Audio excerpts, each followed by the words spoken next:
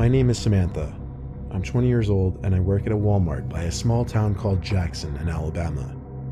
Since I don't go to school full time, my boss would oftentimes put me on an overnight shift, back when the store was open 24 hours a day. Given that it was a supercenter, there would still be a number of employees working. My shift this one particular night was 10 p.m. to 7 a.m. I was one of only a couple employees doing stock work, and there was one or two employees at registers up front. Given that our store sits in the countryside of Alabama, we didn't really get much business at these insane hours of the night. However, it was a prime restocking period. I didn't personally know the other employees working that night, but it's not like we'd run into each other in the giant store anyway. I started my night folding pants in the men's department and generally tidying up. I kept headphones in at night because usually there would be no one to tell me to take them out. The customer came to the jeans section, and at that time it was around 11:30 p.m., so it wasn't really that weird. People would still come in and close shop till usually around midnight. The customer came up to me and asked me if we had any more of the specific pants he found in a different waist size. I apologized and told him only whatever was on the rack. He thanked me and walked away. I made accidental eye contact with him as soon as he stood by the rack putting the jeans back. It was kind of awkward. He walked away and I continued with my work. Some time passed and the store started to look like a ghost town. No one to be seen as far as the eye could see. I think it was like 1 a.m. I had made my way over to the appliances section. I was doing a lot of back and forth work with boxes from the back section where we kept all the items that were yet to go out. I brought a wagon full of boxes to one of the aisles and started stocking the shelves. Because the shelves were empty though, I was able to see someone through the next aisle over, and they were watching me. Well, only up until he noticed me notice him, then he looked away. But his eyes looked really familiar. I stepped closer to get a better view, and I realized it was the same customer from like 2 hours earlier. How in the world could he still be in the store? Without making it obvious, I took the wagon with me and passed the next aisle over just to get a look and see if the man had any items in his hands. His hands were completely empty. No way could he be shopping for 2 hours and not pick up a single thing. Something wasn't right. I quickly finished up restocking the shelf with coffee machines and other appliances, then brought the empty wagon to the back area. I chilled out in there for a while because, quite frankly, I felt like that guy might have been following or watching me longer than I realized. I played on my phone for a little while in the employee lounge. Then when I figured it was time to get back to work, I decided I would do grocery work instead, just to be in a different part of the store. I went into the dairy cooler and filled a bunch of crates with dairy products like milk and yogurts. This took a lot of time to do because I had to check the dates on the products and such. Over the loud sound of the giant refrigerators keeping the cooler cold, I heard the door to the dairy cooler burst open. There was conveniently a gap in the boxes sitting on one of the pallets that allowed me to peek through it to the door of the cooler. And I shit you not, it was that same customer. I ran to cover under one of the shelves and pushed a big box full of eggs in front of me. I didn't have to worry about making noise because the refrigerators were so loud. For anyone wondering why I decided to hide, well, I already assumed this guy was hanging around the store watching me. Seeing him in the employees only section, never mind that, coming into the dairy cooler, seemingly something bad was definitely about to go down. I hid behind that box with my head down for the longest time, expecting to hear the doors to the cooler open and close eventually. After a while of hiding and not looking, I assumed maybe he left after looking for me. I lifted my head from my arms for the first time and looked up in front of the box and screamed. He was right there, smiling at me, standing over the box. But his smile vanished as soon as I started to scream. He tried putting his hand on my lips to muffle my scream, but I didn't allow that to go any further. I pushed the box of eggs over, right into him, and the eggs falling to the floor made him step back, looking down at his shoes. I ran right past him, but he didn't grab me, so I continued to run till I found another stock worker and told him to help me. The employee's name was Bob, I remember from his name tag. Suddenly, the man from the dairy cooler came up to the two of us and apologized, explaining that he was from corporate and was coming to make sure everything was running smoothly. He said he didn't mean to scare me and was simply checking up on me in the dairy cooler to make sure I wasn't slacking off. This Bob guy seemed to believe it all, but then again, he didn't seem very smart at all. I asked the man why he put his hand on my mouth, and he said he was trying to avoid making a scene. Then, shockingly, he gave me the order to finish up the appliance section, and he disappeared. As he was speed walking away down the aisle, I called out, "What's your name?" And he called back, "Tom." And just like that, he was gone. The next day, I called one of the managers and asked if there was supposed to be a visit from corporate the night before, and if a creepy man named Tom sounded familiar. My manager, Margaret, said it sounded like complete bullshit. There was no record of anyone from corporate named Tom who was supposed to come visit, nor would anyone from corporate ever be in the store at 2 a.m. They then went ahead and checked the camera footage, and a police report was filed when they realized this was a random man, and the cameras proved this man had been stalking me between the aisles for the better part of the first few hours of my shift. I told Margaret I couldn't do night shifts anymore after that, and she understood. I still work there, but more so as a day stock person or a cashier.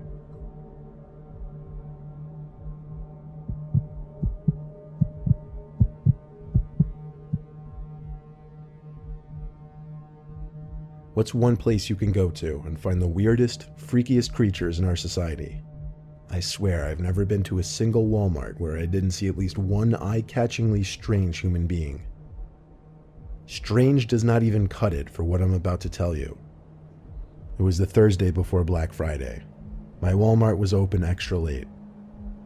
I was in there around 11 o'clock looking for a new laptop, and by chance I picked up off the shelf the last one that was being promoted for a really good Black Friday deal. As I grabbed it though, some big, revolting, dirty-looking guy comes up to me and insists he needs a laptop very badly. I nervously said, "I'm sorry, it's the last one." Then he got angry at me and started making a bit of a scene. The man clearly wasn't normal, and my heart started racing simply because I don't get put on guard in these kinds of situations a lot. As others looked on at the commotion this big guy was making, I walked away with the laptop box quickly and went straight to a line. He kept yelling at me as I walked away. It was unbelievable. Some other customers on the line even tried to laugh with me and make me feel better, saying the guy was a nut. So I get home. My family's all asleep already. I go outside to sit in the yard by the pool and set up my new laptop. Then the light on the side of the house turned on. The one that turns on due to movement. I went to check the side of the house to make sure no one was there. Would that thing go off once in a while? Yeah, but there's a small patch of woods right next to the house, so animals would often run on the property, triggering it. Either way, I'm kind of a big pussy, so I went inside, locked the door, and finished setting up my laptop in the living room. A car alarm suddenly started going off outside. I recognized it to be my Cadillac. I looked out the window to confirm this. I ran to get my keys upstairs, then tried pressing the panic button to turn off the alarm. It didn't work from the inside, so I stepped out to the porch and clicked it off. But then I noticed a car parked in front of our house that wasn't there earlier when I got home, and any cars parked in the street on our block was suspicious enough. We live in a closed-off community, and everyone has huge driveways. I stepped down from the stoop and realized there was someone sitting in that car. I went back inside and locked the door. I went to my mom's room and told her I think someone outside means us harm. My mom and dad have a complicated situation, so my dad doesn't always stay with us. It would have been a different story having my dad there to tell about this. My mom came downstairs with me, noticeably worried based on what I told her. My mom took a look through the peephole in the front door, then gasped and put her hands over her mouth. I looked through it as well, and felt ready to throw up when I saw a huge man standing on the other side of the door on our stoop. I whispered to my mom, I think that man followed me from Walmart. Suddenly, the doorknob started to turn as the man tried opening the door. When it didn't work, he started pounding on the door. That's when my mom let out a gasp and cry, and my younger sister came out from her room, who also started to panic when becoming wise to the situation. The pounding stopped. Then there was a silence for a while, other than my mom's voice on the phone with the police. A few minutes went by, my mom still on the line with 911 with police en route, and there was a loud bang and crash downstairs in the den. A window was shattered. My mom and sister both screamed and cried. I told them to run upstairs while I locked the door to the den. I waited down there, expecting an attempt at the door or a bang. Nothing. Surprisingly, I heard a police car briefly wail its siren outside my house. It was the quickest response time I'd ever heard of. I ran outside to lead them to the den where the broken glass was. There they found the huge, dirty, crazy-looking man hiding behind one of our couches.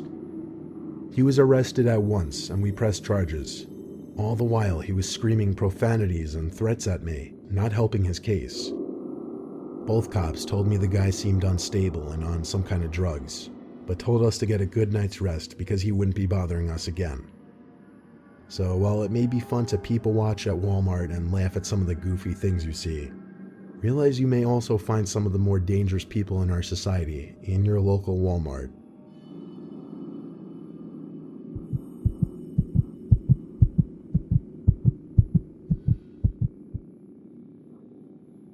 Working the night shift at Walmart as a night stock person on the weekends was my second job when I was finishing up college. I needed to pay off my loans, so I had to make money however possible.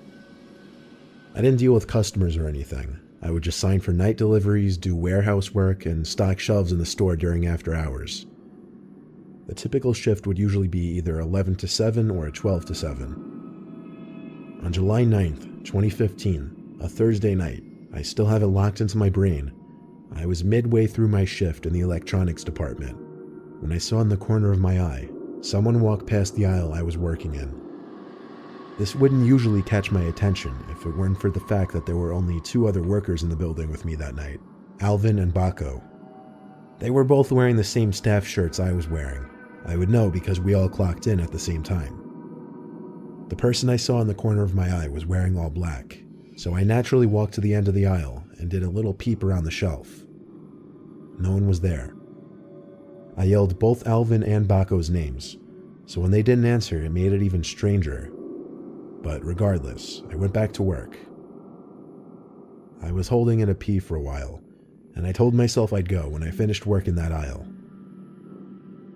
Seconds later, there was a huge crash a few aisles down. It actually startled me. I ran over to see what it was, and a bicycle was somehow knocked off its hook. The hook was still fine and in place. It seemed like someone would have had to put effort into knocking this down. I hung it back up and started walking around the aisles, suspicious as hell. I got to the last aisle towards the back of the store, which was the paper and cleaning aisle. Then there was this freaky-ass sound that I could best describe as a laugh. It sounded like it came from literally the next aisle over. So once again, I did a short run back to that aisle and felt my heart drop when I saw a man dressed in all black, waiting by the end of the aisle with his back facing me, but his head turned so that all I saw was only half his face. Then he suddenly ran, not towards me, but down some other aisle. I heard his footsteps running around. I was faced with a choice of chasing after him or going to find my two co-workers, and I chose the latter. All the while, I heard these freakish laughing sounds and footsteps that I honestly felt like were circling me. I found Alvin in the women's department and told him to be on the lookout for someone who wasn't meant to be in the building dressed in all black. We didn't have walkie-talkies, so I asked him to tell Baco if he ran into him. I excused myself because I couldn't hold it any longer. I had to go to the bathroom. I ran to the employees-only bathroom, which was in the warehouse section. I put a nest of toilet paper on the seat in one of the stalls and sat down. And yes, I'm the kind of person to sit when I pee. The door to the bathroom opened and closed. Naturally, with 3 to 4 people in the building, I said, "Who is that?" And with no answer, I assumed the worst. I heard that horrific laughing again, and someone stepped into view from between the crack in the door. Looking right in, they stepped closer until the crack was completely covered, and all I saw of their face was an eye. Then the whispering began. Unintelligible whispering, but the echo from the bathroom just made it more unsettling. I just remembered I had Alvin's phone number saved on my phone, so I got it out and called him at once. I was very loud with what I was saying, telling Alvin to get to the bathroom at once and help me. I stayed on the line with him and watched as the man on the other side of the stall laughed one more time, then ran out of the bathroom. I told Alvin to hurry, and 20 to 30 seconds later, Alvin entered the bathroom. He said he didn't see anyone on his way there. We didn't have any security guys working when the store was closed, so we couldn't even go look at the cameras. I stayed by Alvin the rest of the night, helping in whatever sections he was working in, because safety in numbers. I texted my boss that night, and when I woke up at 3 p.m. the next day, I read his response. He said all the camera screens returned static footage from the night before. Nobody went and turned them off as far as he knew. I got chills reading his texts. He believed my story and assumed it was related to the cameras, but with no video proof of a breaking and entering or trespassing, I don't think there was anything he could do. It was all above my pay grade, though. That was the only night shift I've ever had where something truly unexplainable happened.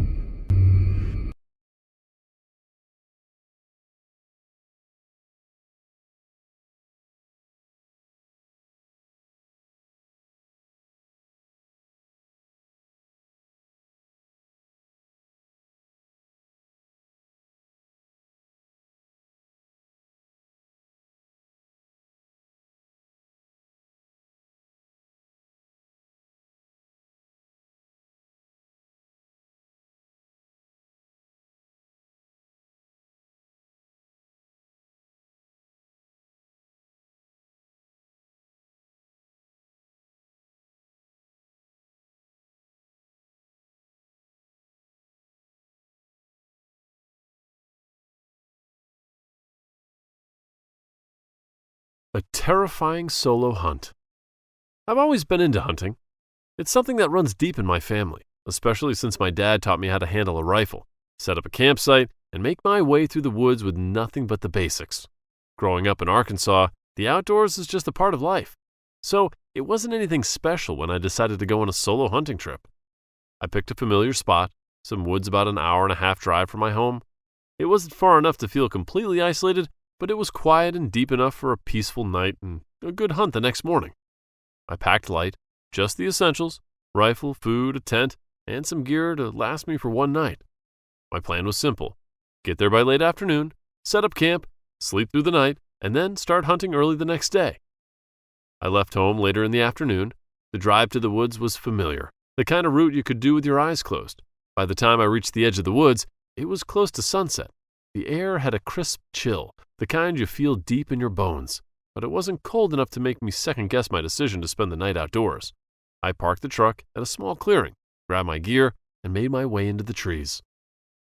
I found a good spot not too far from the truck, but far enough that the sound of the engine wouldn't disturb the peace of the woods. The trees here were tall and old, their thick trunks providing natural shelter from the wind. It felt good to be surrounded by nature again, just the rustling of leaves and the occasional bird calling keeping me company. Setting up camp was second nature to me. The tent went up easily, and I got a small fire going without any trouble.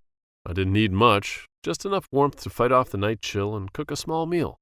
As the fire crackled, I settled into the quiet, the last light of the day slipping away as the woods darkened around me. I drifted off after the fire died down, my rifle resting nearby just in case.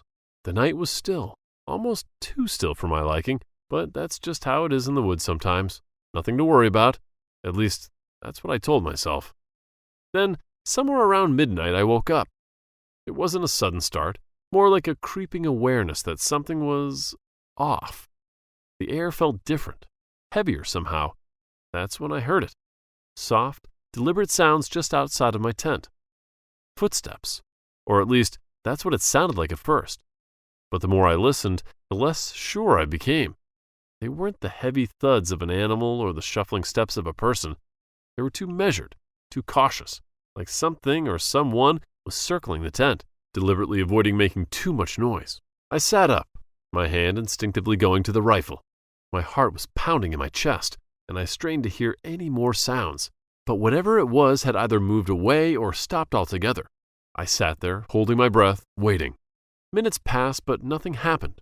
I peeked through the small tent window, but the darkness outside gave nothing away. I forced myself to relax, convincing myself it was just a curious animal drawn by the smell of my earlier meal, maybe a raccoon or some other critter sniffing around the camp. They're cautious by nature, so it made sense they'd tread lightly. That's what I kept telling myself over and over until I started to believe it. Eventually, the tension drained from my body, and my eyelids grew heavy again. Sleep took me, though it wasn't as deep as before. I kept waking up sometimes, startled by nothing more than my own imagination. It was just nerves, I told myself. Sleeping alone in the woods does that to a person. But every time I woke up, the memory of those sounds lingered in the back of my mind, and it took longer to fall back asleep. By the time I finally settled into a restless slumber, it was close to morning, and I found myself half expecting to hear those footsteps again. But they never came back. I woke up before dawn, around 4:30 a.m. The cold air had settled in, making the inside of the tent feel damp and uncomfortable. I figured I might as well get a head start, so I packed up my gear, grabbed my rifle, and headed into the woods. The world was still dark, but the faintest hint of light was starting to creep through the trees. It was quiet, kind of quiet that's both peaceful and unsettling. I could hear my own breath, the crunch of leaves under my boots, and the occasional distant rustle of a small animal scurrying away. After about 30 minutes of walking, I found a spot that felt right. I settled in, waiting for the sun to rise enough to start the hunt properly. Then I heard a rustle nearby. I turned my head slowly, spotting a rabbit standing still, its ears twitching as if it had sensed me too. I brought the rifle up, aimed carefully, and fired. The shot echoed through the stillness, and the rabbit dropped. As I approached my prize, I noticed something strange. The woods had gone dead silent. Not a single bird was chirping, not a leaf was stirring. Just as I bent down to pick up the rabbit, I heard something behind me, a soft crunch of leaves, almost too quiet to notice. I spun around, and there it was, a bobcat, just a few steps away. Its eyes locked on mine, and for a second, neither of us moved. Then, in a flash, it lunged forward, grabbed the rabbit, and darted back into the trees before I could even think to raise my rifle.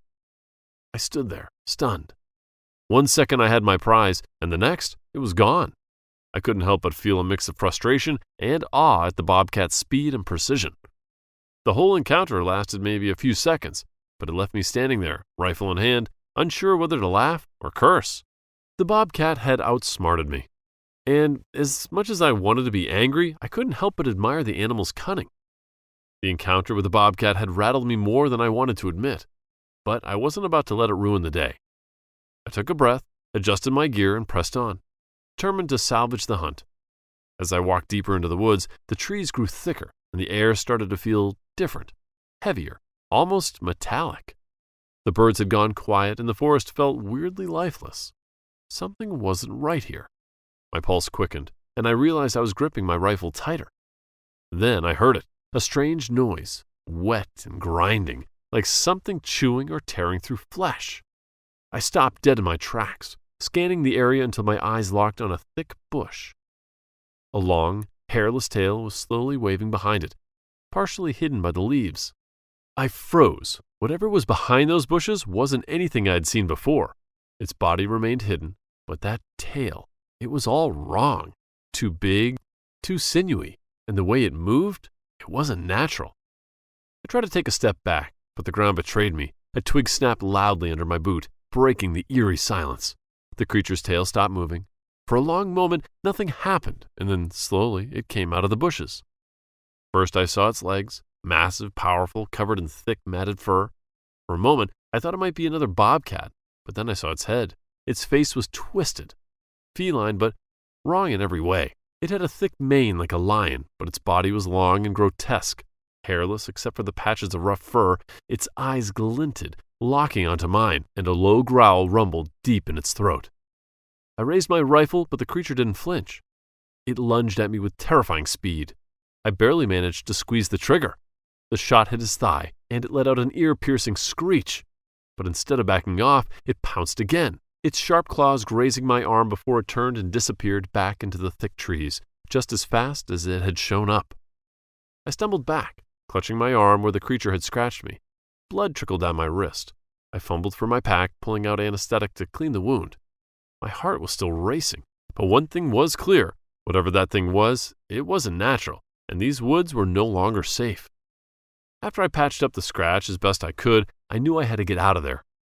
The adrenaline was still coursing through me, my mind replaying the moment that the creature lunged. My heart hadn't slowed, and I couldn't shake the feeling that it might still be lurking nearby, waiting for another shot at me. I packed my gear in record time. The hike back to my truck felt way longer than it should have, my ears on high alert for any sign of that creature.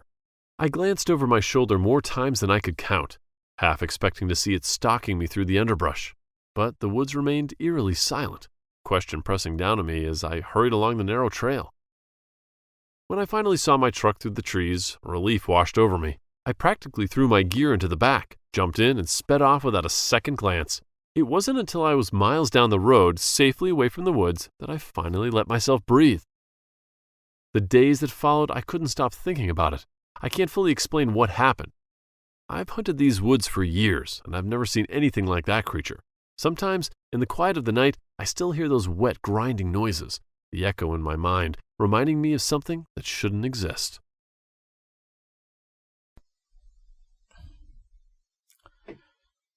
The Red Dress in Woods.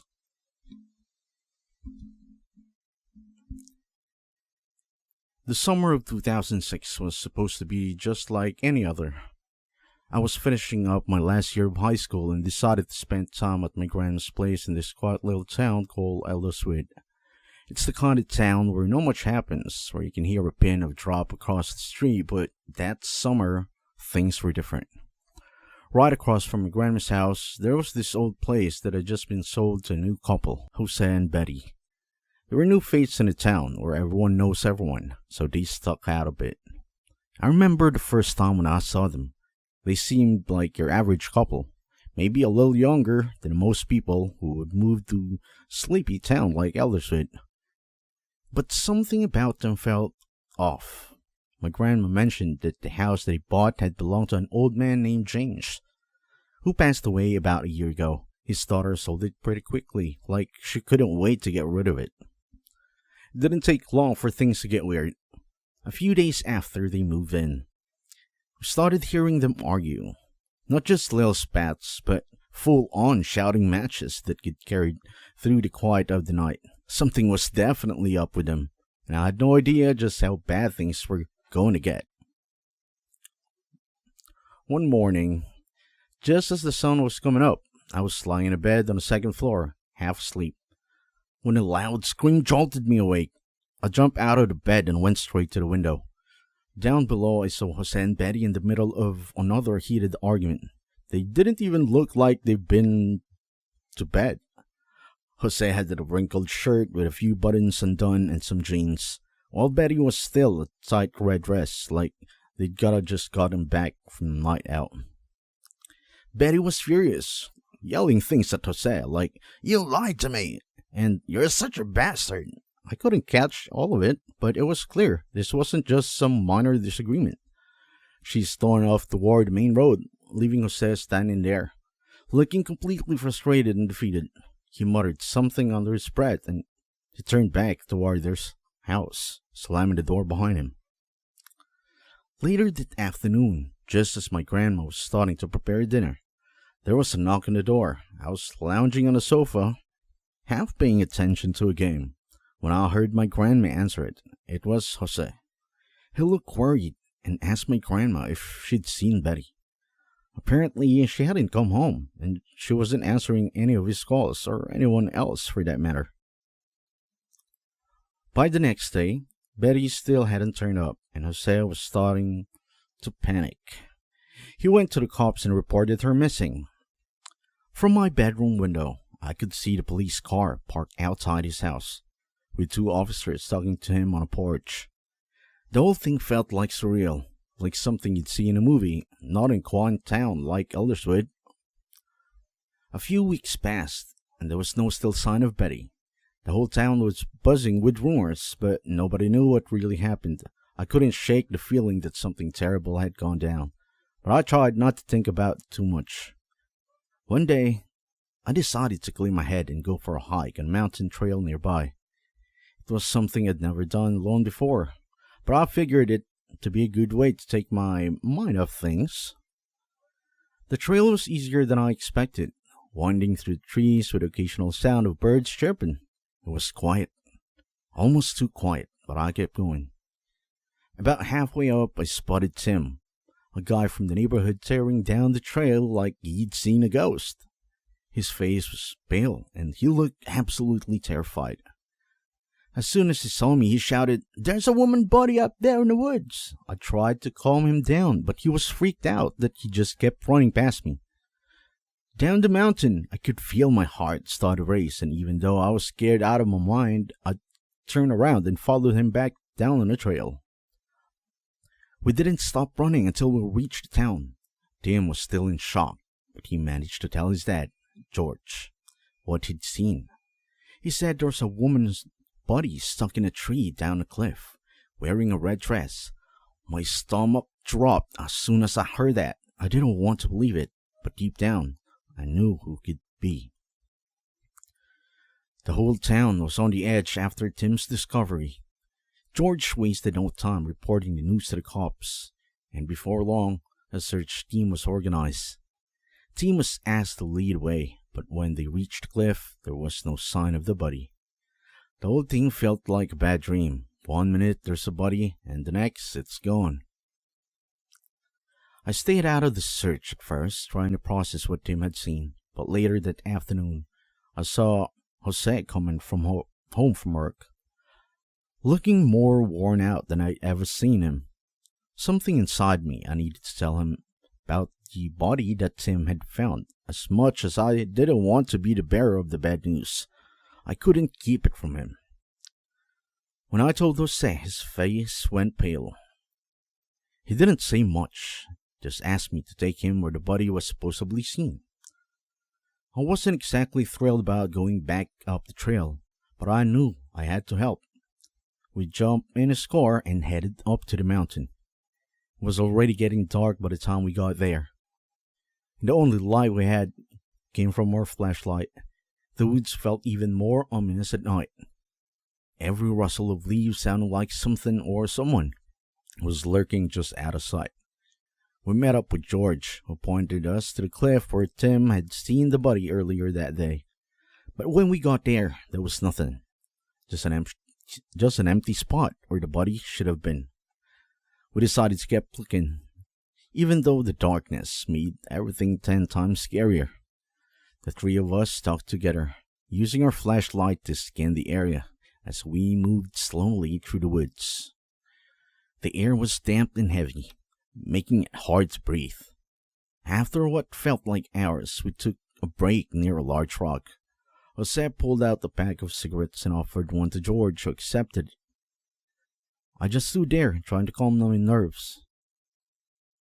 As the cigarette smoke drifted through the air, I noticed something, an odd, decaying smell that made my stomach churn. "Do you guys smell that?" I asked, my voice shaky. The men turned their flashlight in the direction of the smell, and that's when we saw it. Jose screamed, and my heart nearly stopped.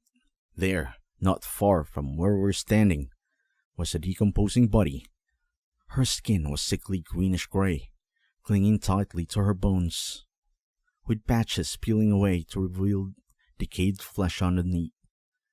She was wearing that same red dress, the one Betty had been wearing the last time I saw her.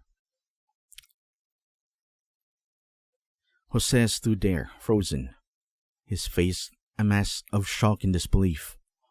I could hardly breathe as I stumbled back, my stomach turning at the sight in front of us. It was like a scene from a nightmare, one I desperately wish I could wake up from. Thankfully, George kept his wits about him and immediately called out for help. We stayed close by the body, but none of us dared to take another step towards it. Minutes felt like hours as we waited for the cops to arrive. When they finally did, they moved quickly, setting up a perimeter and starting their examination. It wasn't long before they confirmed what we already feared. The body was Betty's. The next day, the town was buzzing with the news. A funeral was arranged, but there were still so many unanswered questions. By the time I headed back to the city, Betty's decomposing face and that red dress were burned into my memory. I couldn't stop replaying the events in my mind, especially the last argument between Betty and Jose. What had happened just now? What could have driven Betty to leave and end up in such a tragic way? Those questions still haunt me to this day.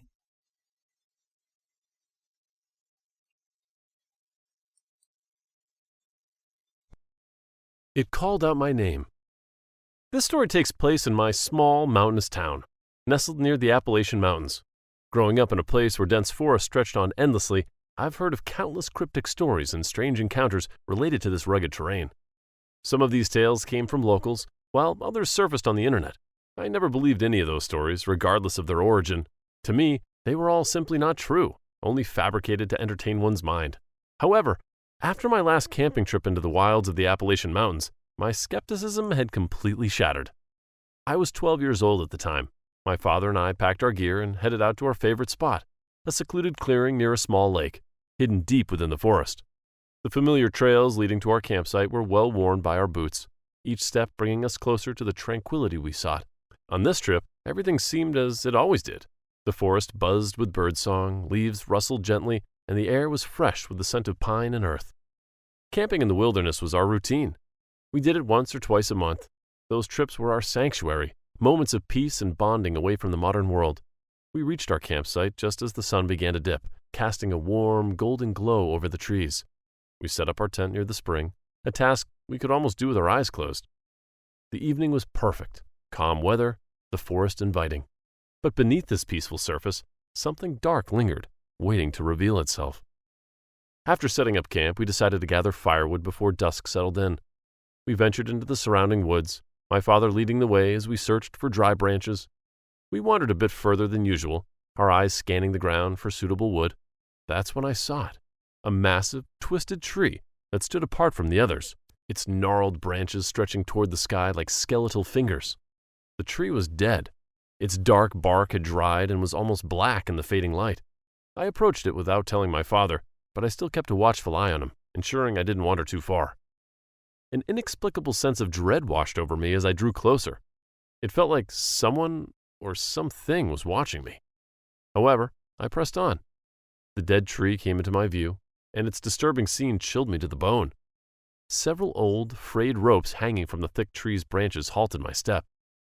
I didn't dare come any closer, but simply stood there, watching the ropes swaying gently in the breeze. Their creaking sound, piercing the eerie silence of the forest, sent a chill down my spine. My imagination conjured wild possibilities for what those ropes had been used for. My father quickly noticed my absence and shouted my name. I called back, urging him to come to where I stood. He slowed his pace when he saw me. "Daniel, what's wrong?" he asked, and I pointed at the tree. My father's expression darkened the moment he saw the hanging ropes. We stood in silence for a while, neither of us speaking, but both feeling it. Something was terribly wrong here. Then, without saying a word, he grabbed my hand and pulled me away from the tree. We hurried back to our campsite, but the ominous presence of the tree and its hanging ropes lingered in my mind. Something deep in my gut told me we were never meant to see that hanging tree. As night fell, our surroundings grew even more unsettling. The forest, usually alive with the sounds of crickets and distant owl calls, was unnervingly silent. Despite all that, my father and I went through the motions of our camping routine, cooking dinner over the fire, speaking in hushed tones, and eventually settling down to sleep in our tent. But the memory of the twisted tree loomed over us like a dark cloud. Its presence was felt even from afar. The silence of the forest was oppressive, the kind that presses down on you, making every small sound amplified and alerting your poor nerves. I lay in my sleeping bag staring at the ceiling of the tent, unable to shake the feeling that something was out there, watching us. I could sense that my father was awake too, though he didn't say anything, perhaps trying to shield me from his own fears. It was well past midnight when I dozed off to sleep. Footsteps. Several of them jolted me awake in the dead of the night. They were slow and deliberate, crunching on the dry leaves and twigs that carpeted the forest floor outside of our tent. My heart pounded in my chest as I listened, every nerve on edge. The footsteps circled our campsite, growing louder and closer, and then, in the stillness of the night, I heard it. A voice, raspy and unnatural, calling out my name. Daniel. The voice was chilling, the kind that seems to come from somewhere deep within the darkness, a voice that doesn't belong to the living. Fear paralyzed me. The voice called my name again, this time closer, as if whatever was out there was right outside the tent. I made a small gulp, and my father's hand clamped over my mouth, his other arm wrapping around me tightly. He didn't say a word, but his grip told me everything I needed to know. Something was out there, something dangerous. We lay there motionless, barely breathing, as the footsteps continued to circle us. The voice called my name again, slower this time, almost coaxing me to respond. The terror in my father's eyes was something I had never seen before. He had always been the strong one, the protector, but now I could feel his fear. The voice kept calling, each time a little closer. I knew, and my father knew, that they were trying to lure me out of the tent. His hand trembled as he held me, both of us lying still, praying that whatever was out there would go away. After what felt like an eternity, the footsteps began to fade, the voice growing distant until it finally vanished into the night. The forest remained deathly silent, as if the trees themselves were holding their breath. My father didn't move. His grip on me was firm, waiting to be sure it was truly gone. We listened intently, straining to catch any sign of its return, but the quietness persisted until the break of dawn. At first light, we hastily packed up our gear and left the campsite. Neither of us dared to speak about the events of the night. The fear was still too raw. The tension lingered through our hike back. We could only be at ease when we finally reached our car in the parking lot. The experience had shaken me to my core, and I could tell my father felt the same. When we got home, my father told me not to mention any of this to our mom. Then he shared something that has stuck with me to this day. He said, "The forest has ears. I made the mistake of calling your name. The entity in there heard it and used that knowledge to try and call you out." The events traumatized me so deeply that I stopped camping with my dad for a while. Though I resumed camping with him in my adult years, we've never spoken of the incident again. It became an unspoken agreement between us, a pact to leave the past buried in the depths of the Appalachian forest.